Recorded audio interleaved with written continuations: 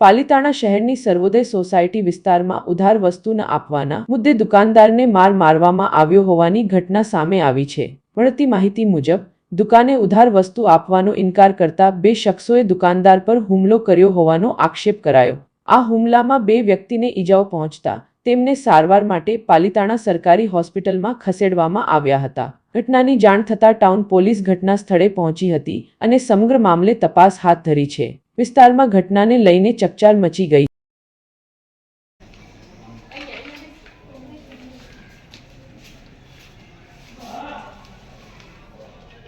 તમારું નામ?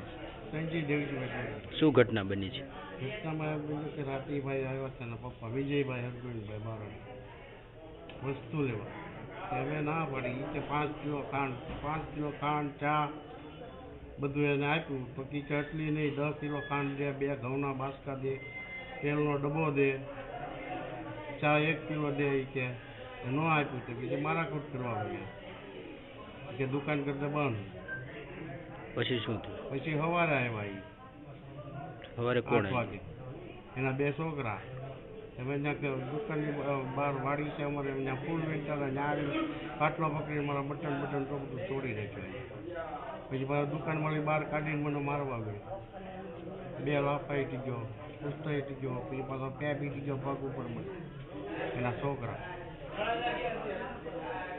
આગળ શું કાર્યવાહી કરવાની છે?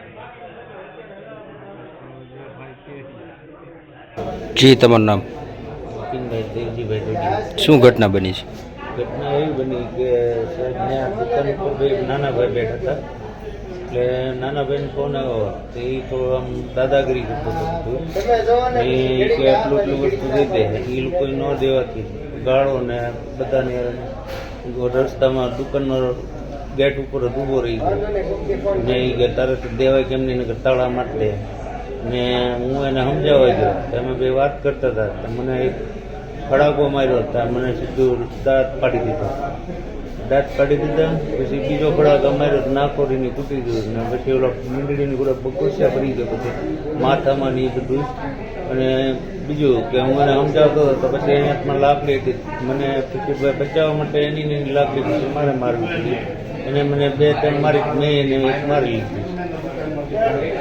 પછી મને કહે કે હું જોઈ લઈશ ને હજી હું આમ કરીશ ને એમ કરી ત્યાં સવારે નાના ભાઈને પાછી દુકાન ખોલી તો પછી કે દુકાન બંધ કરી દે કેમ ખોલી ધમકી આપીને પછી નાના ભાઈને કંઈક પાઇપ ને એવું કંઈક બતાવીને પાઇપ મારી દીધો, દુકાન બંધ કરાવી દીધી છે।